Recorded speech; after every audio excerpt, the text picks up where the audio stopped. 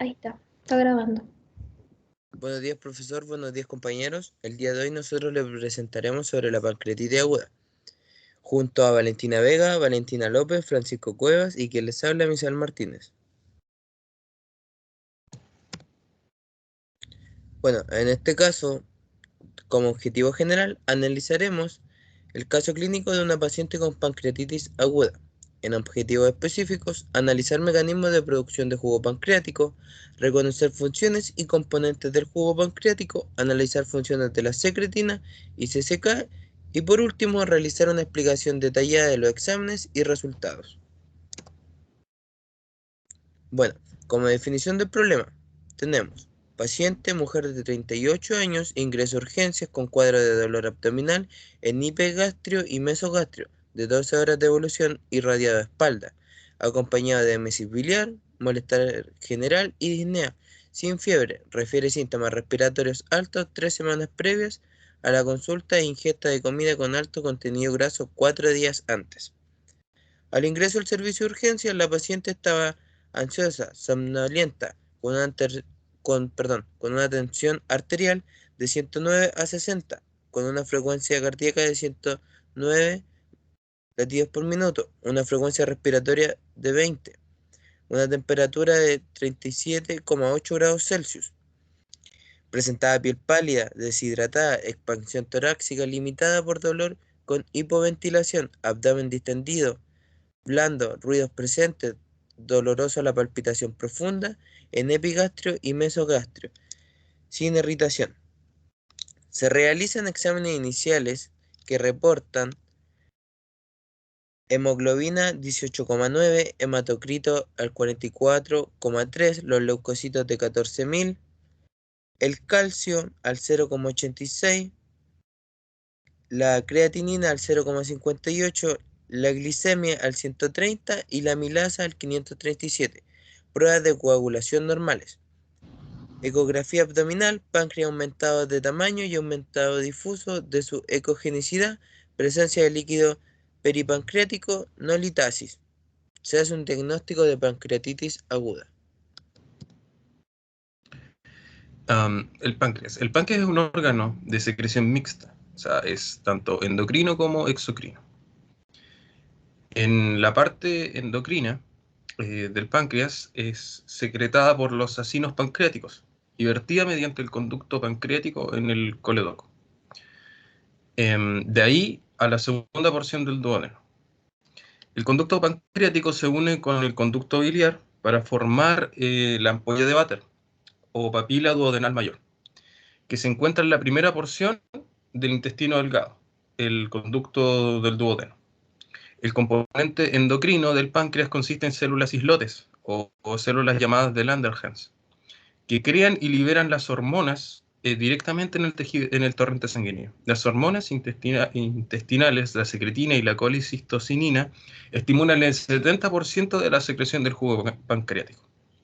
La mayor parte del jugo pancreático corresponde a enzimas, proteasas, las cuales tienen la capacidad de romper enlaces funcionales entre las moléculas en el proceso de digestión, lo cual ayuda a que sean convertidas en unidades más pequeñas o mínimas, que pueden ser aminoácidos, monosacáridos, ácidos grasos y algunos gliceroles. Cuando el alimento entra en el estómago, los jugos pancreáticos son liberados en el sistema de conductos que combina en el conducto pancreático principal. La mayoría de las veces, estas enzimas únicamente están activas después de que llegan al intestino delgado. El páncreas, como dije, es una glándula mixta de carácter endocrino y exocrino. La parte exocrina es de estructura acinar y su secreción es indispensable para el proceso de digestión. Las enzimas son secretadas en estas células acinares y son movidas en este conducto junto con bicarbonato. El volumen de secreción pancreática oscila entre 1,5 y 2 litros al día, lo que significa que unos 0,2 a 2 ml son producidos por minuto. Es una secreción isotónica, o sea que tiene un pH alcalino, cuyo valor medio es de unos 7,8. Este grado de alcalinidad se debe principalmente a la elevada secreción del bicarbonato, que puede alcanzar unos 150 milímetros al día. Según aumenta el ritmo de secreción, se incrementa el valor del pH. Las enzimas del jugo pancreático, como dije, pueden ser amilasas, varias proteasas y pequeñas cantidades de fosfolipasa, pero esto será visto en profundidad más adelante. También cuenta con cationes, como el sodio, el calcio, aniones, como el cloro, y las enzimas digestivas también. Bueno, el páncreas juega un papel importante en la digestión de los alimentos y son enzimas que se encuentran en el jugo pancreático las que permiten al cuerpo descomponer carbohidratos, proteínas y grasas. Dentro de su composición están las enzimas pancreáticas. Ya el páncreas crea jugos naturales llamados enzimas pancreáticas para descomponer los alimentos. Estos jugos viajan por el páncreas a través de los conductos y vacían en el duodeno. Cada día el páncreas produce alrededor de 200 ml de jugo digestivo lleno de enzimas. Estas son la lipasa, y esta enzima trabaja junto con la bilis que produce el hígado para descomponer la grasa. Si no tiene suficiente lipasa, el cuerpo experimentará problemas para absorber la grasa y las vitaminas liposolubles importantes. También tenemos la proteasa. Esta enzima descompone las proteínas que ingerimos y también ayuda a protegernos de los gérmenes que pueden vivir en los intestinos, como ciertas bacterias. También tenemos la amilasa. Esta enzima ayuda a descomponer los almidones en azúcar que el cuerpo puede utilizar para la energía. Por otro lado, también están las hormonas pancreáticas. Ya muchos grupos de las células producen hormonas dentro del páncreas, a diferencia de las enzimas que se liberan en el sistema digestivo. Las hormonas que se liberan en la sangre y llevan mensajes a otras partes del sistema digestivo. Estas hormonas pancreáticas incluyen la insulina. La insulina es una hormona que se produce en las células del páncreas, conocidas como células beta. Ya las células beta constituyen alrededor de un 75% de las células hormonales pancreáticas. También está el glucagón. Las células alfa representan alrededor de un 20% de las células del páncreas que producen hormonas. Y por último está la gastrina y amilina. La gastrina se produce principalmente en la célula G en el estómago, pero también se produce en el páncreas. Y su función es estimular el estómago para producir el ácido gástrico. La amilina se produce en las células beta y ayuda a controlar el apetito y vaciado del estómago. También tenemos las funciones del jugo pancreático. La primera es la digestión de proteínas. La enteropepsidasa convierte el tripsinógeno y quimotripsinógeno en las enzimas proteolíticas, que activan tripsina y quimotripsina, las cuales convierten los polipéptidos en tripéptidos, en dipéptidos y aminoácidos. Segundo, tenemos la digestión de carbohidratos. La amilasa pancreática ayuda en la conversión de polisacáridos digeribles, almidón, por la amilasa salival de los disacáridos. Y por último tenemos la digestión de grasas. La digestión de grasa tiene las sales biliares que ayudan a la lipasa en la conversión de las grasas en ácidos grasos y glicerol. Estas serían las funciones.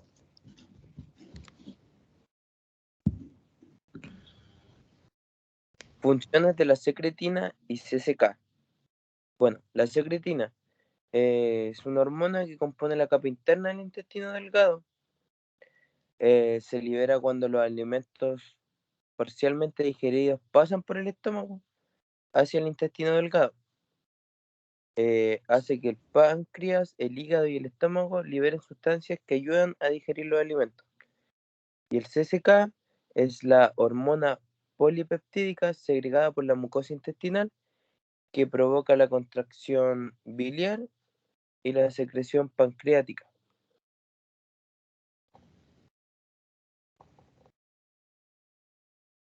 La pancreatitis aguda. La pancreatitis es un proceso inflamatorio del páncreas. Aparece cuando las enzimas digestivas se activan, cuando todavía se encuentran en el páncreas. Las enzimas digestivas pancreáticas no deberían activarse en el momento de llegar al duodeno. La activación de estas enzimas irrita las células del páncreas y causa inflamación. Tras repetidos episodios de pancreatitis aguda se puede dañar el páncreas y producirse una pancreatitis crónica. Si las enzimas se activan dentro del páncreas, pueden digerir el tejido pancreático. Esto causa una hinchazón, sangrado y daño al órgano, además de los vasos sanguíneos circundantes. La pancreatitis afecta más frecuentemente a los hombres que a las mujeres. Ciertas enfermedades, cirugías y hábitos hacen que uno tenga mayor predisposición a esta afección. El consumo de alcohol, por ejemplo, es responsable de hasta el 70% de los casos de pancreatitis en Estados Unidos. Cerca de unas 5 a 8 bebidas alcohólicas por día durante unos 5 años pueden causar daño al páncreas. Los cálculos biliares son la siguiente causa más común. Cuando los cálculos viajan fuera de la vesícula biliar hasta las vías biliares, bloquean la abertura que drena la bilis y las enzimas. La bilis y las enzimas se acumulan en el páncreas y causan una hinchazón. Se han descrito otros mecanismos que también causan la aparición de pancreatitis en pacientes con hiperlipidemia. El primer mecanismo está explicado por el daño que causan los ácidos grasos al tejido pancreático. Generalmente los ácidos grasos no son tóxicos, pero cuando están unidos a una albúmina. Pero cuando la hipertrigliceridemia se supera la capacidad de la albúmina para su transporte, aumenta la toxicidad de estos ácidos grasos y desencadena la respuesta enzimática del páncreas, tras su degradación por la lipasa endotelial y la lisolecitina en el tejido acinar. El segundo mecanismo se explica por los kilomicrones, que pueden obstruir la circulación sanguínea distal del páncreas y causar una isquemia. Algunos de los síntomas son el dolor abdominal, que se extiende hasta la espalda, el dolor abdominal que empeora después de comer, porque hay una mayor segregación de enzimas, la fiebre, pulso acelerado, náuseas, vómito y sensibilidad al tocar el abdomen. Otro síntoma es el síndrome de Grey-Turner, o signo de Grey-Turner, que es una decoloración azul amarillenta típicamente localizada en los flancos abdominales, en la región lumbar o perilumbar. Son manchas de equimosis que sugieren que hubo una hemorragia intra o retroperitoneal. Esto es causado porque las enzimas corrosivas del páncreas comen los tejidos circundantes y causan un sangrado que puede ser, como dije, dentro del peritoneo o fuera del peritoneo. Otras afecciones que están ligadas a la pancreatitis son problemas autoinmunes, daño que haya sufrido el páncreas o alguno de sus conductos durante una cirugía, los altos niveles de grasa o triglicéridos, con algunos que estén encima de unos 1000 miligramos por decilitro, y lesiones en el páncreas a raíz de algún accidente.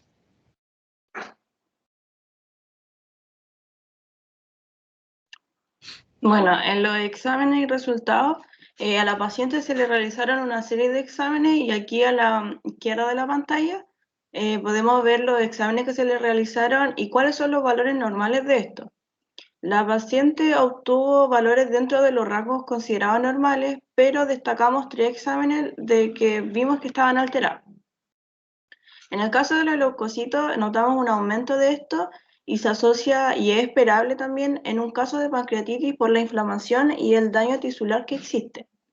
Tenemos también los valores bajos de calcio, esto es presumiblemente por el desbalance de los niveles de glucagón producto del daño del páncreas y por lo tanto presencia de daño en los islotes de Langerhans. Se explica que el glucagón reduzca los niveles de calcio sérico o en la sangre, ya que se cree que existe una relación con la aparato hormona bloqueando la liberación de calcio y aumentando su depósito en los huesos. Y por último tenemos el examen de alterado de la amilasa, que en este caso se ve aumentada por la inhibición de la actividad enzimática y acumulación excesiva en la zona peripancreática y en la sangre, como resultó en los exámenes que se le aplicaron.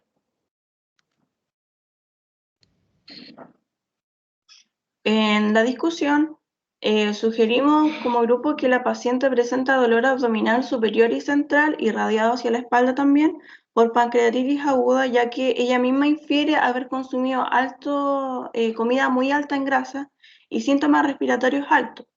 En base a estos antecedentes podemos deducir una infección previa, como una amigdalitis, por ejemplo, que pudo desencadenar una pancreatitis.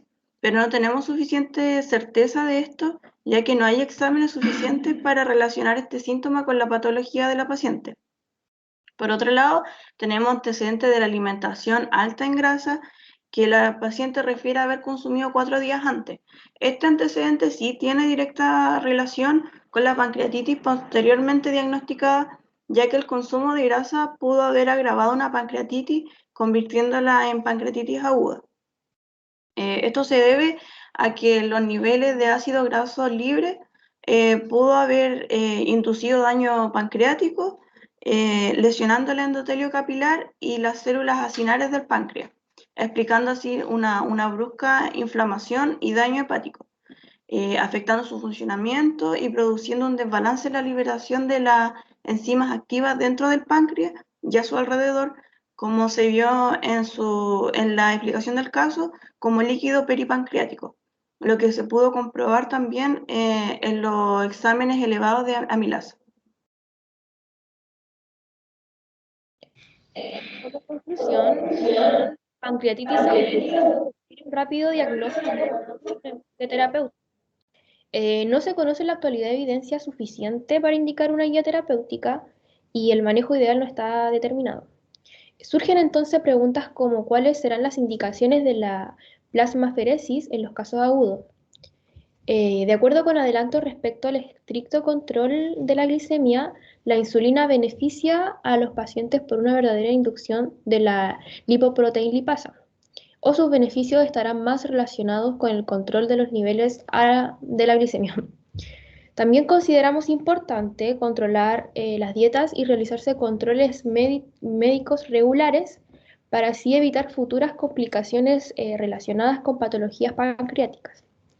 Junto a esto, consideramos que este caso está estrechamente relacionado con los labores del laboratorio de un tecnólogo médico en lo que se refiere a exámenes para el diagnóstico de la patología y además relacionarse con el trabajo de enfermería en la toma de muestras y el cuidado del paciente junto al reconocimiento de los síntomas físicos.